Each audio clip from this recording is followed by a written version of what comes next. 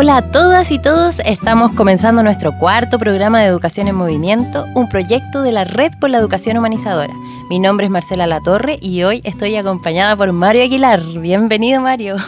Buenas tardes. ¿Cómo estáis? Bien, muy bien. Bueno. Corriendo. Corriendo. Son días de muchas correrías, pero bien. Aquí estamos y encantado de esta conversación. Muy bien. Bueno, les cuento que Mario Aguilar es presidente electo del Colegio de Profesores de nuestro país y coautor del libro Pedagogía de la Intencionalidad, que es el tema que hoy día vamos a abordar. Estos últimos meses, las entrevistas que has tenido, Mario, han sido sobre la carrera docente, sobre las diferencias con Gajardo, sobre la autonomía del Colegio de Profesores, entre otros. Pero hoy queremos hablar con el Mario Pensador, con el Mario Estudioso, que sintetiza junto con Rebeca Vice una nueva corriente pedagógica basada en el humanismo universalista. Así que te vamos a sacar de los temas que has estado últimamente. Con gusto, con gusto. Es muy bueno cambiar el chip de repente. Sí. ¡Qué alivio! Y además esos temas de la pedagogía misma me apasionan. Sí, por lo mismo. Bueno, primera pregunta, ¿cómo nace la idea de escribir Pedagogía de la Intencionalidad? Bueno, con Rebeca siempre hemos tenido mucho tiempo, décadas tal vez, una visión muy crítica de la educación tradicional. Siempre hemos estado en la inquietud, en la búsqueda de cómo puede la educación encontrar nuevos caminos. Y yo creo que la educación tradicional ya ha llegado como a un fondo de alejamiento de lo que debe ser el sentido de una verdadera educación, la estandarización brutal, el resultadismo y asimilar el resultado en una prueba estandarizada a igual calidad de la educación, tiene a las comunidades escolares, a los niños, a los profesores en una pérdida de sentido total. O sea, yo creo que hoy día en las escuelas nadie está contento. Ni los niños, ni los profesores, ni los apoderados son realmente felices de aprender. O sea, si hay algo que el ser humano le es muy propio, le es característico del humano, es el ansia de aprender. Y sin embargo, nosotros tenemos hoy día una educación que anula eso. En esa crítica empezamos desde muchos años atrás a buscar datos, estudios, referentes para encontrar qué camino, cuál sería entonces la alternativa en la educación frente a esta situación. Y ahí surgió la idea, bueno, escribamos algo. Hemos investigado, hemos estudiado, hemos recopilado. Bueno, llevémoslo a un libro, a un producido. Y a eso salió el libro Pedagogía de la Intencionalidad. Y ya que hablaste de los referentes, ¿cuáles son los referentes que tú crees que le dan más contenido a este libro? Porque en el fondo aquí hay harto. O sea, ustedes realmente estudiaron y investigaron mucho, pero ¿cuáles crees tú que son los pilares en cuanto a referentes? Bueno, el libro en primer lugar es explícito y muy abierto en señalar que su base teórica primaria es el humanismo universalista. Y dentro de eso el pensamiento de Silo, el pensador base del nuevo humanismo, el humanismo universalista, el seudónimo literario de Mario Rodríguez Cobos, que ha producido mucha idea y mucha propuesta en el campo de la filosofía, de la sociología, se podría decir, en el campo de lo espiritual también. Es un hombre bastante completo y por lo tanto nosotros vimos en él un nutriente de los distintos aspectos que debe abarcar una propuesta educativa, porque justamente lo que buscamos nosotros es una educación integral, que abarque todas las dimensiones del humano. La educación no le debería ser ajena a ningún aspecto del humano. Y por lo tanto un pensador integral, un pensador que ha buscado no remitirse únicamente a un campo del pensamiento, sino que ha aportado desde diversas miradas, desde diversos aspectos, fue en ese sentido un tremendo aporte. Luego ya hay aportes de aspectos más específicos. Tenemos a Maturana y Varela con todo el tema de la neurociencia, de lo que hayan producido en biología, que tiene vinculación con la neurociencia, pero como neurociencias mismas nos basamos en Rita Levi, sus trabajos, Vygotsky en educación, Paulo Freire, digamos, buscamos distintos referentes. Y en la parte teórica previa a la propuesta pedagógica misma, nos nutrimos bastante de los existencialistas, de la filosofía existencialista, Boone con su psicología experimental, Ortega y Gasset con toda su teoría sociológica, se podría decir, toda la aplicación de su pensamiento filosófico al campo de la historia y la sociología.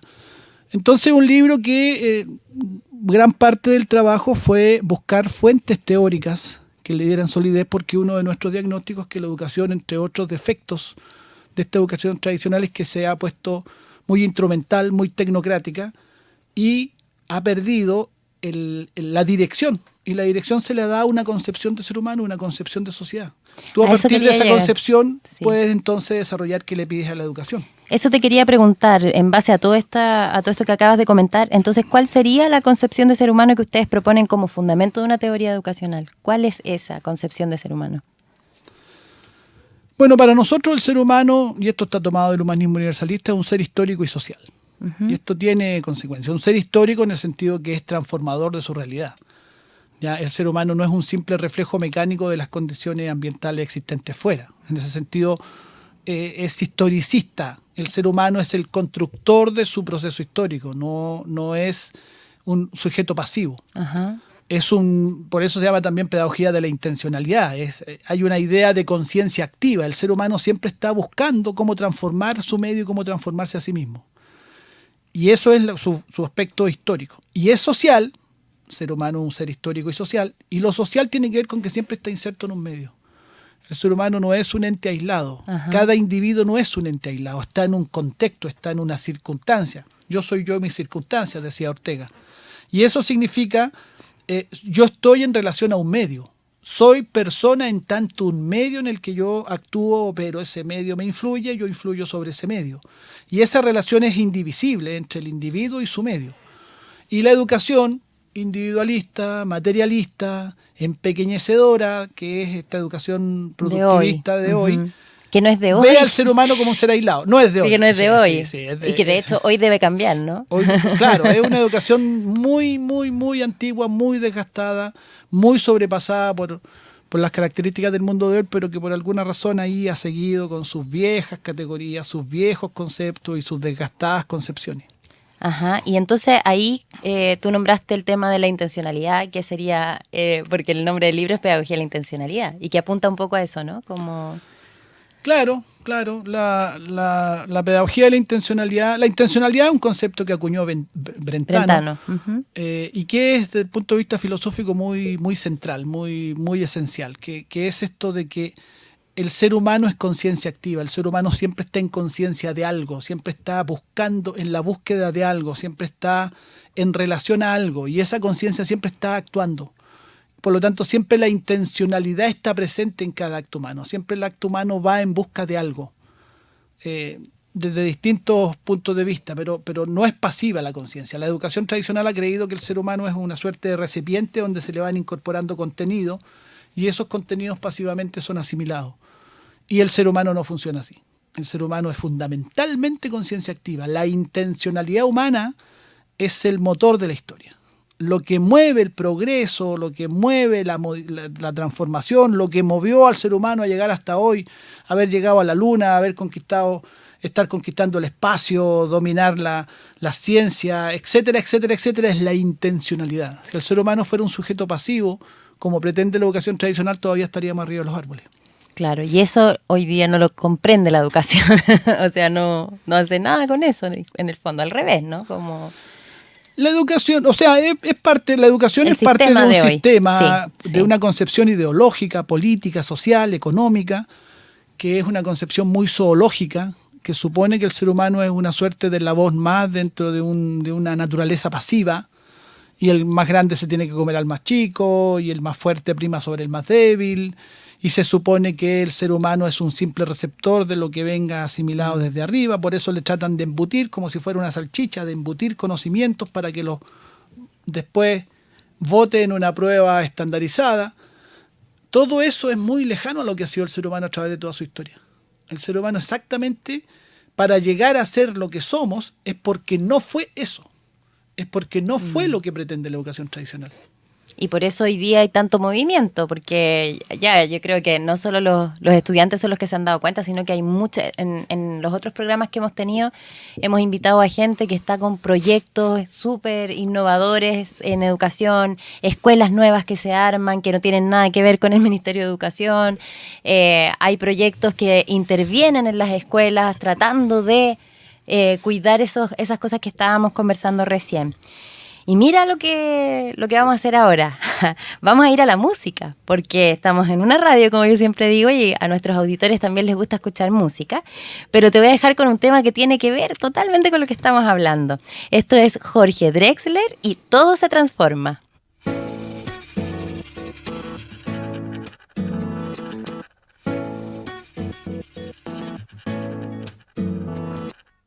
Tu beso se hizo calor, luego el calor movimiento, luego gota de sudor que se hizo vapor, luego viento que en un rincón de La Rioja movió el aspa de un molino mientras se pisaba el vino que bebió tu boca roja en la mía, la copa que gira en mi mano, y mientras el vino caía supe que de algún lejano rincón de otra galaxia, el amor que me darías, transformado volvería un día a darte las gracias. Cada uno da lo que recibe, luego recibe lo que da. Nada es más simple, no hay otra norma. Nada se pierde, todo se transforma. Todo se transforma. El vino que pagué yo con aquel euro italiano que había estado en un vagón antes de estar en mi mano, y antes de eso en Torino, y antes de Torino en Prato, donde hicieron mi zapato sobre el que caería el vino. Zapato que en unas horas buscaré bajo tu cama, con las luces de la aurora, junto a tus sandalias planas que compraste aquella vez en Salvador de Bahía, donde a otro diste el amor que hoy yo te devolvería. Cada uno da lo que recibe, luego recibe lo que da. Nada es más simple, no hay otra norma. Nada se pierde, todo se transforma.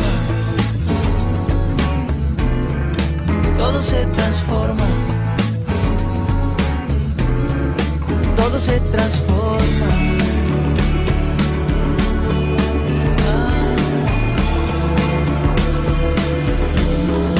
Todo se transforma. Supe que de algún lejano rincón de otra galaxia, el amor que me darías, transformado volvería un día a darte las gracias, porque cada uno da lo que recibe, luego recibe lo que da. Nada es más simple, no hay otra norma. Nada se pierde, todo se transforma. Nada se pierde, todo se transforma.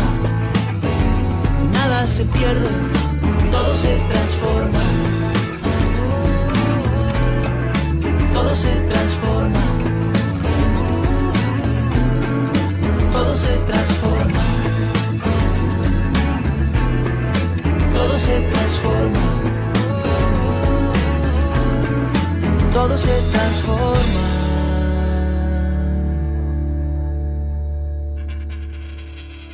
Bueno, estamos con Mario Aguilar, presidente electo del Colegio de Profesores y coautor de la Pedagogía de la Intencionalidad en Educación en Movimiento, un programa de la Red por la Educación Humanizadora.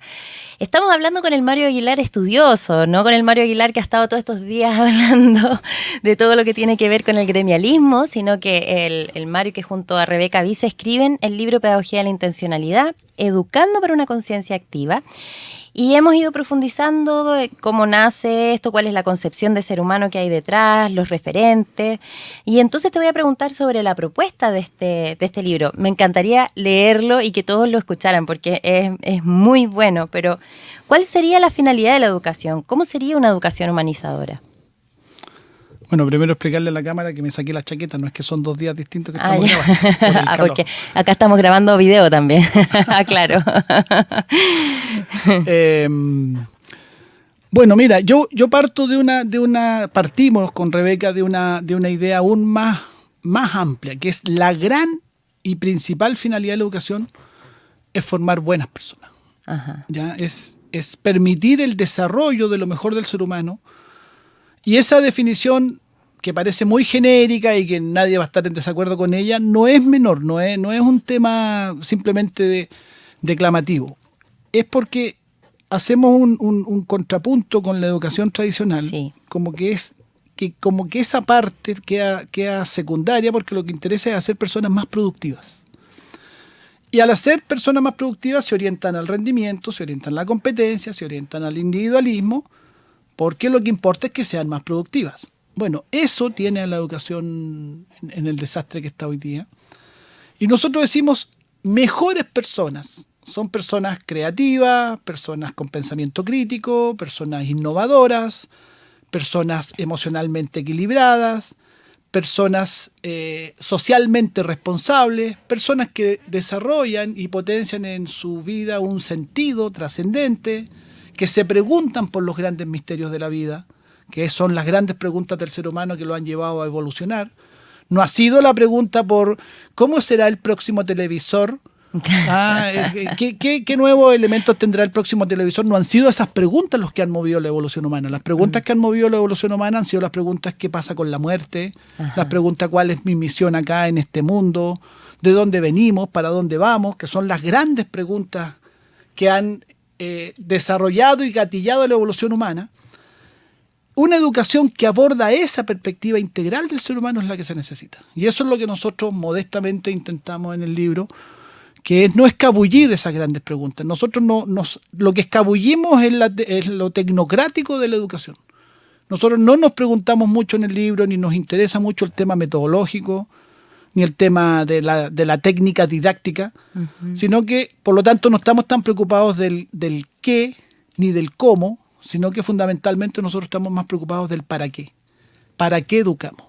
¿Cuál es el sentido de la educación? ¿Hacia dónde va la educación? Y por supuesto hay propuestas prácticas también de cómo tendría que ser una educación que busque esta profundidad, pero definido eso, teniendo claro el para qué de la educación, el método puede ser uno u otro.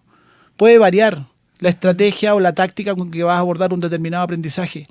La educación ha equivocado mucho la discusión y la ha llevado a la cosa eminentemente práctica del qué hacer, cuál es el mejor método. El tema no es cuál es el mejor método, el tema es cuál es la dirección y el sentido que debe tener la educación.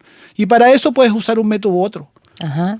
Pero no se ha conversado sobre eso. Bueno, de hecho, el objetivo de este programa es justamente tener estas conversaciones para que vayamos instalando ciertos temas y ya dejemos un poquito esto de solamente gratuidad, calidad, que está como tan desgastado, o CIMSE o no más tareas, que son como las cosas que están sonando.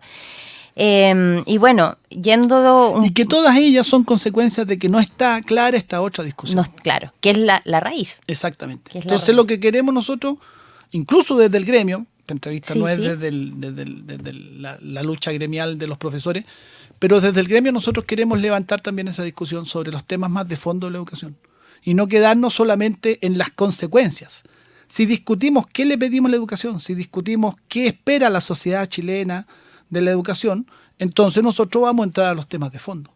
Y vamos a entrar a la raíz de los problemas que tiene la educación. Y no simplemente buscando solucionar los efectos. Porque si tú no solucionas la causa, no vas a solucionar jamás los efectos. Son puros remedios por encimita. Pero mira, sabes que yo te iba a hacer una pregunta que la voy a adelantar, ya que tocaste el tema del colegio de profesores. Porque pasa que hasta ahora el colegio de profesores ha destinado sus esfuerzos a como un poco defender sus derechos, ¿no es cierto? Y estar en lo gremial. Pero los profesores son parte importante del pensamiento y parte importante del estudio y de qué es lo que debería ser la educación. De hecho, Muy pocos profesores alcanzan a preguntarse cuál es su vocación, por qué están haciendo lo que están haciendo, ya se transforma en algo mecánico que tiene que dar respuesta a todo lo que ustedes le llaman el agobio laboral le pusieron, ¿no? Así es.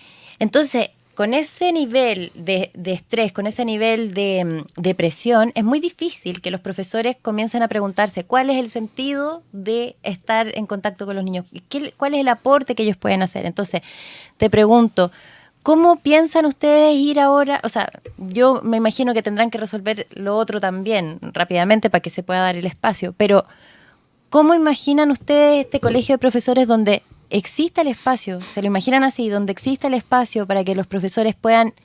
Imagínate qué lindo sería que se empezaran a validar, que la gente no los viera como solamente los que tienen que hacer que los niños se saquen 7, sino que los empiecen a ver como personas que son capaces de entregar cosas nuevas, de ir instalando temas, de ir viendo metodologías, ir viendo, no sé, ¿cómo lo ves? ¿Crees que es posible que el colegio de profesores en esta nueva etapa, en algún momento, logre orientar también su energía en función de todo esto que estamos hablando? Claro, por supuesto.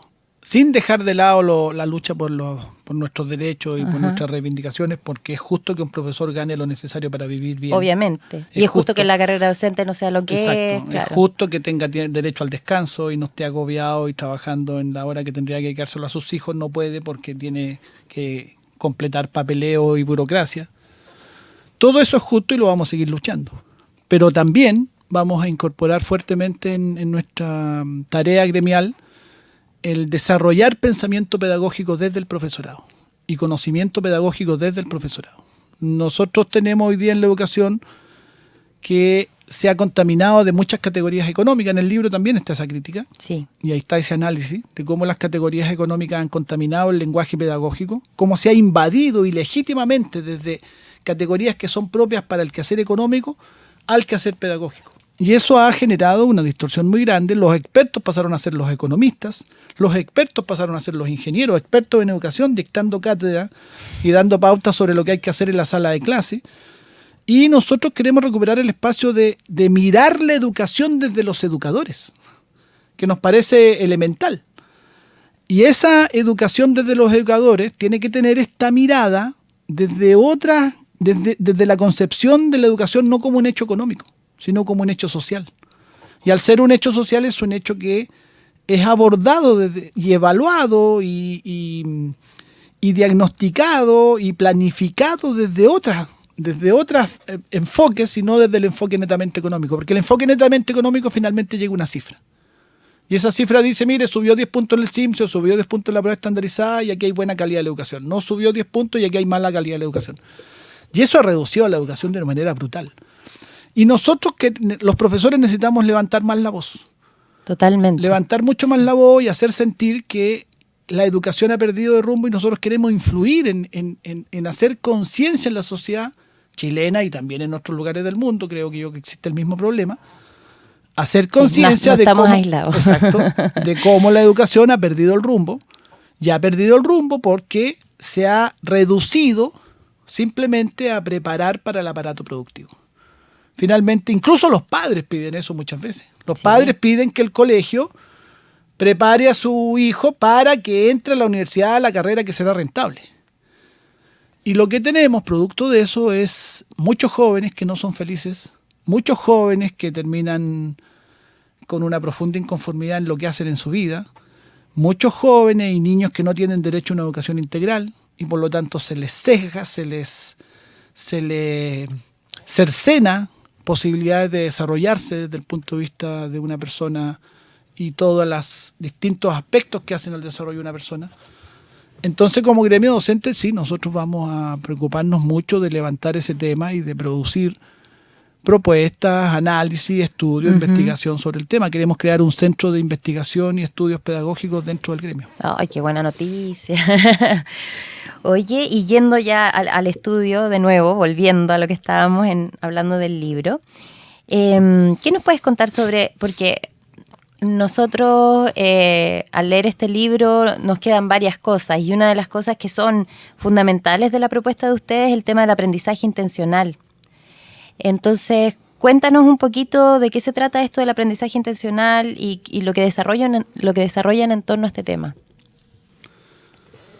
Bueno, el aprendizaje intencional tiene que ver básicamente con la idea primero que el aprendizaje es un acto complejo, donde interactúan muchos elementos y que no tiene que ver y que es mucho más un proceso que un resultado.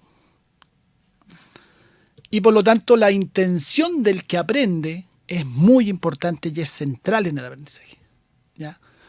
Eso es lo que hace que el libro se llame Pedagogía de la Intencionalidad, porque pone el acento en la intención del que aprende y no tanto el acento en el contenido, el acento en el enseñador, claro. en el que va a enseñar algo, que además está toda esta idea de pasividad, digamos, el educador y el educando, que es parte del lenguaje de la educación tradicional. El educador sería el activo y el educando sería el pasivo, que simplemente recibe.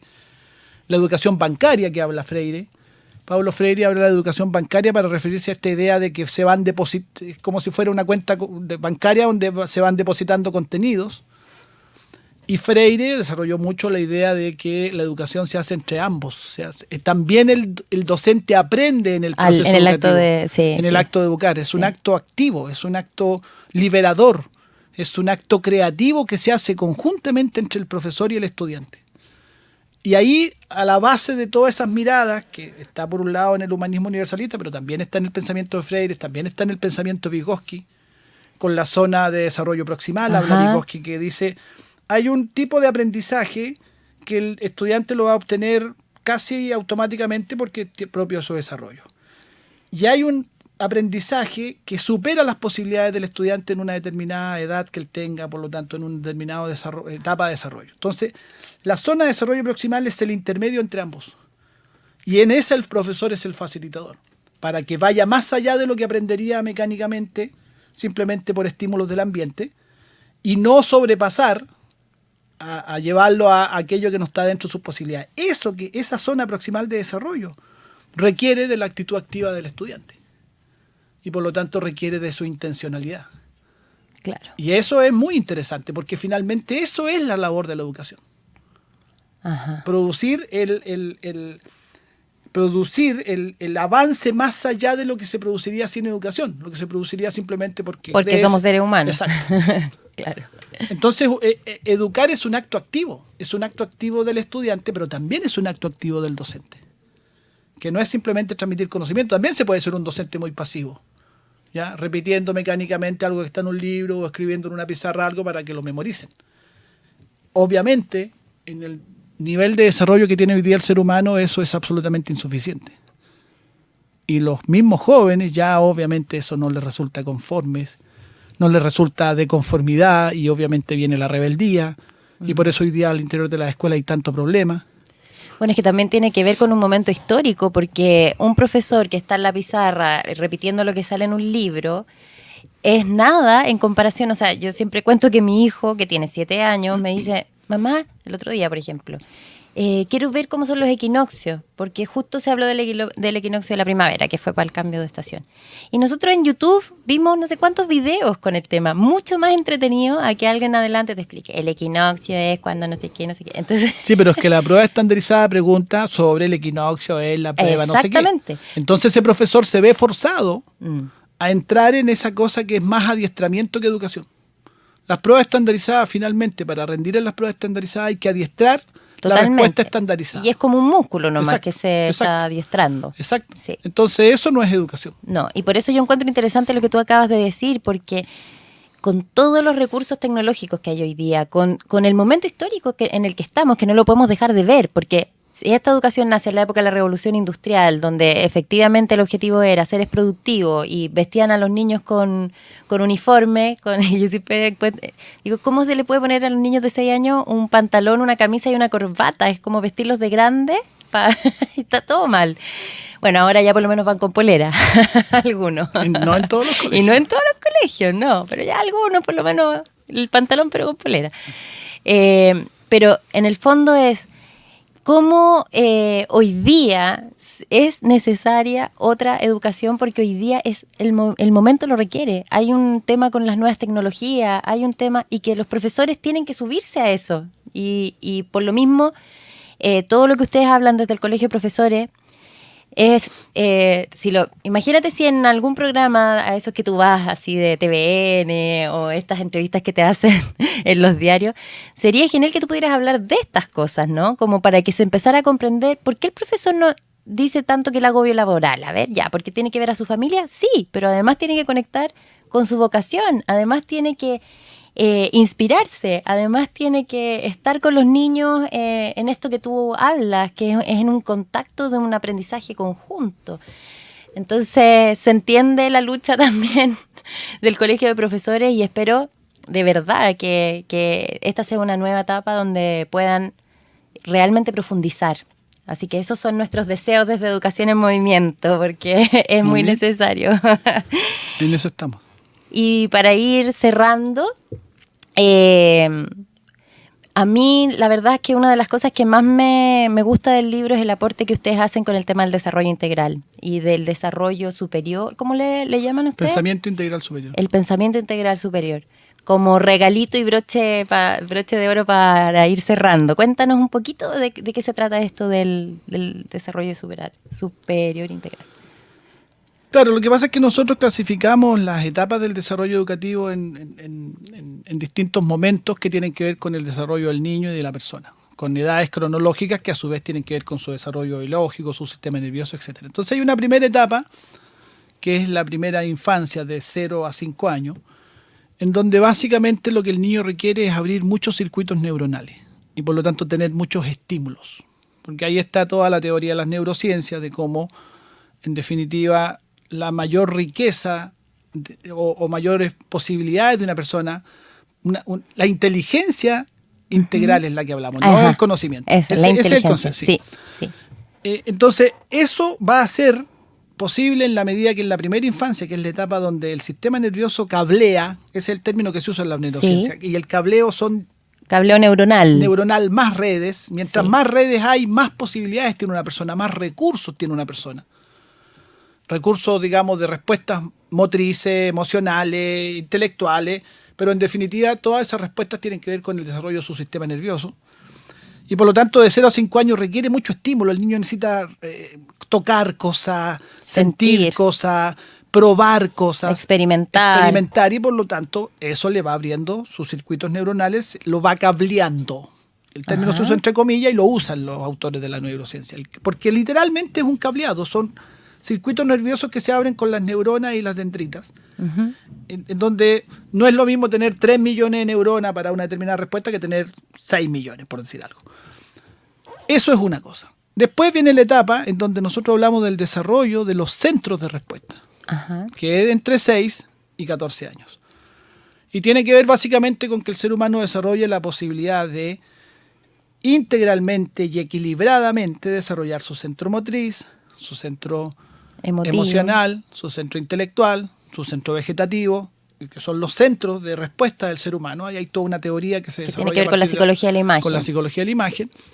Y en la medida que esos centros estén bien activados y equilibradamente desarrollados, genera en el ser humano las posibilidades de dar respuestas frente a sus necesidades de acción en el mundo.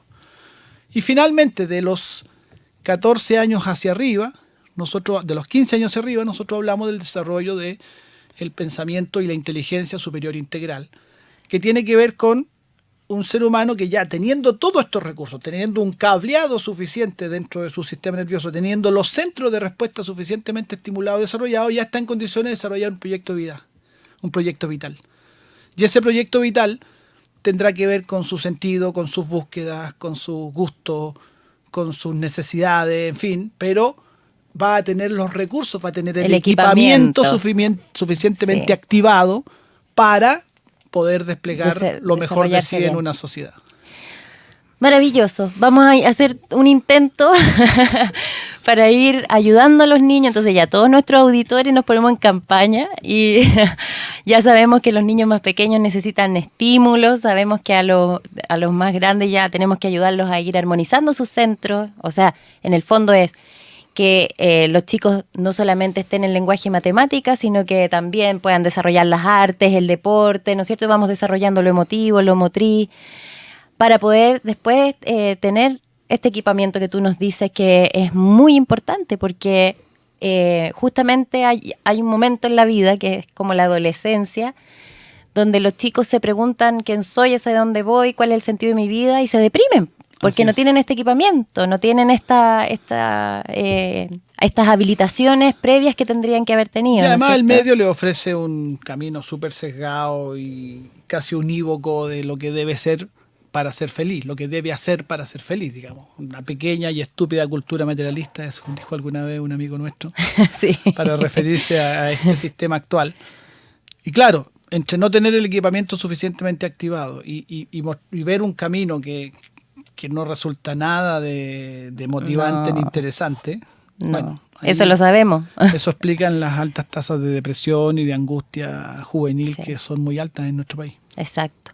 Bueno, nosotros vamos a seguir con Educación en Movimiento, pero Mario, en este momento, como está de presidente electo del Colegio de Profesores, tiene una agenda ocupadísima, así que le queremos agradecer realmente mucho esta visita.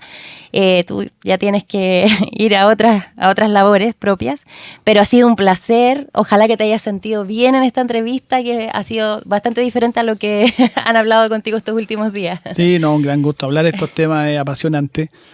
Y esperamos, ojalá la sociedad chilena y la sociedad en distintos países vayan abriéndose a este debate, a no aceptar lo que nos han impuesto como modelo educacional, que es un desastre.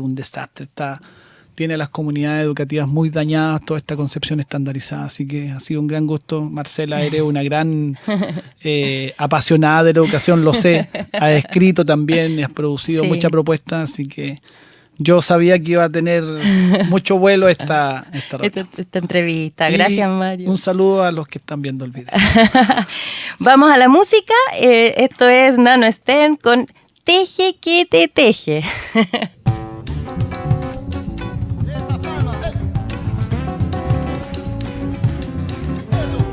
En el sindicato de las arañas amenazan con paro general para que de una vez los elefantes sepan que no es gratis su balancear.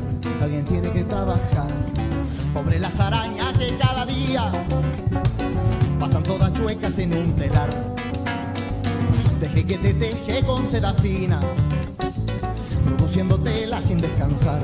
Alguien tiene que trabajar. Y los elefantes se balanceaban, disfrutando mucho su actividad. Y en su diversión no se percataban de los pobres bichos que trabajaban sin parar.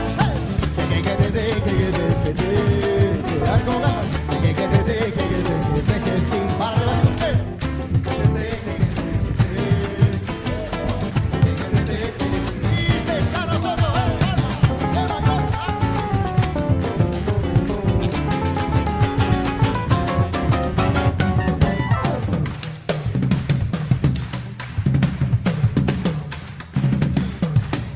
En el sindicato de las arañas amenazan con paro general. ¿Por qué?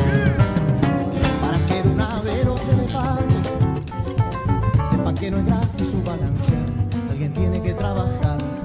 Pobre las arañas que cada día pasan todas chuecas en un telar. Teje que te teje con seda fina, produciendo tela sin descansar. Alguien tiene que trabajar. Los elefantes se balanceaban, disfrutando mucho su actividad. Y en su diversión no se percataban de los pobres bichos que trabajaban sin parar.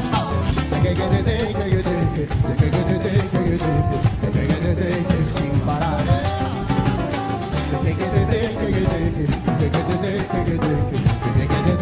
Sin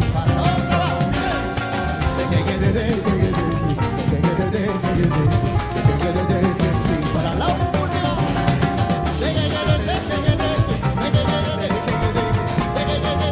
Sin parar.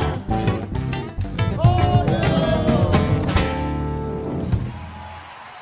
Amigos, les contamos que estuvimos con Mario Aguilar, presidente electo del Colegio de Profesores y coautor de la Pedagogía de la Intencionalidad acá en Educación en Movimiento, un programa de la Red por la Educación Humanizadora.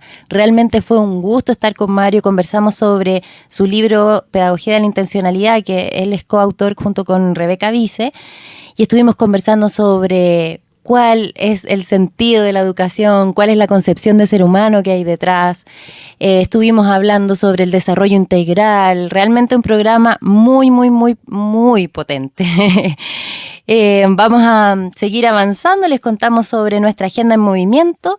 Los días 13, 14 y 15 de enero, en el Parque de Estudio y Reflexión Punta de Vacas, entre Santiago y Mendoza, se realizará el 5º Encuentro Internacional de Educadores hacia una Educación Humanizadora. Este encuentro es organizado por la Corriente Pedagógica Humanista Universalista, corriente inspirada en todo lo de la pedagogía de la intencionalidad, así que tiene total relación lo que nos habló Mario. No solamente queda en un libro y en su labor en el Colegio de Profesores, sino que además inspira una corriente pedagógica internacional que está trabajando por el tema de la educación humanizadora. Muy interesante. Esta jornada es una experiencia que busca ser un espacio de intercambio de experiencias y aprendizaje sobre el nuevo paradigma educativo. Más información en www.copeu.org. Aclaro que Copeu es COPEHU, porque a veces se les olvida la H y es de humanista, ¿ya? Así que copeu.org o al mail educacionhumanizadora@gmail.com. Bueno, estamos ya finalizando el 4º programa de Educación en Movimiento, maravilloso, y no podemos dejar de mencionar que este programa lo estamos realizando gracias a Radio Infante 1415. ¡Viva la Radio Infante 1415! ¡Maravilla! Que nos da este espacio increíble. Pueden llegar a esta radio a través de la página www.providencia.cl/infante1415 y van a ver un botoncito que dice escucha la radio aquí. Hay muchos programas interesantes, la gente aquí está haciendo una labor maravillosa, muy diversa, así que escuchen nuestra radio, por favor. Y bueno, junto con agradecer a la radio, agradecemos a Camila Chambó, que estuvo grabando, porque esto lo vamos a ir subiendo también a las redes a través de video. Agradecemos a Felipe, que hoy día estuvo ayudándonos aquí en los controles. A la Agencia Internacional de Noticias Presenza, porque nos ayuda en la difusión de este programa, y a toda la Red por la Educación Humanizadora. Así que muchas gracias, esperamos encontrarnos en una nueva oportunidad con una gran entrevista como ha sido la de hoy. Muchas gracias, un besito a todos y que tengan una excelente semana.